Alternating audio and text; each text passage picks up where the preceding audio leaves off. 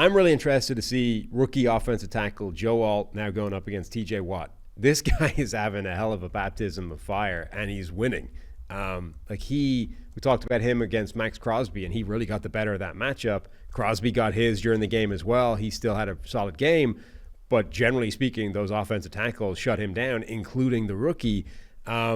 This might be, this is the kind of rookie of the year type of run. Like, if he's able to go up against top tier defensive player of the year caliber players and win more often than not, Joe Alt should be getting recognized. Start it now. As Do it. Rookie of the year. Joe Alt, Offensive Rookie of the Year campaign. Let's get behind it right Seriously, now. Forget this. Particularly now, none of these receivers, et cetera, nobody's lighting the league on fire, and yet we have an offensive tackle that is going up against defensive player of the year candidate players and shutting them down. We should be recognizing that guy as a rookie of the year caliber player. Especially if the quarterbacks are going to be horrible this year as Sure. rookies.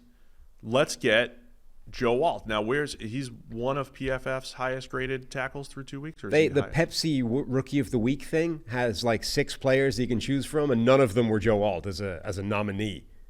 Look, we don't work for PFF anymore, but obviously we're still using them and explaining the use of PFF. There's no excuse for not being able to properly evaluate offensive linemen and just say, oh, we don't have any information anymore.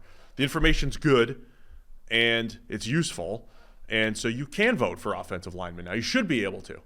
Let's get the campaign going. If Joe Alt shuts down TJ Watt, he should be in the mix. Yeah. He should be the leader for offensive Should already rookie be in of the the mix. year. If he shuts down TJ Watt, he should be the favorite. Should be the favorite.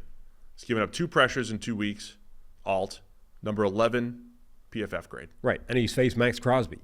Yes, which can crush people. We've seen what Myles Garrett, Dan Moore has a good grade this year for Pittsburgh on the other side at left tackle because he hasn't faced Myles Garrett and the Browns yet, right? They usually start the season with the Browns in one of the first 2 weeks, and all of a sudden we're like, oh yeah, Dan Moore, he's terrible because one of the games he had a 20 pass block grade because he couldn't block Myles Garrett. Right.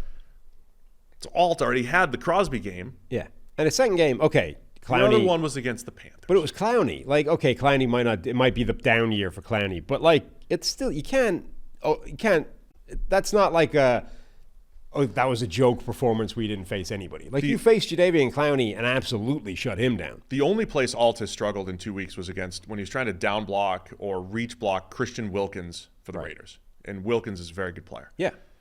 That's it. Other than that, he's been So very if he goes 3 weeks shutting down Maxx Crosby, dominating Jadeveon Clowney, and shutting down TJ Watt, that's not just favorite for rookie of the year. That's all pro caliber play right out of the gate. Ooh. Yeah, somebody, ratio in the chat, should get ratioed if you could do that in the chat. He said Tyler Guyton shut down Myles Garrett. No love. I just go rewatch the plays. Yeah. Didn't really shut him down. Not so much. Also calls Crosby overrated, says he ain't even close to TJ Watt. Also wrong. Also disagree with that. 0 for 2. Appreciate the interaction, though. I just disagree with both points. Yeah. Strongly. Yeah. Strongly.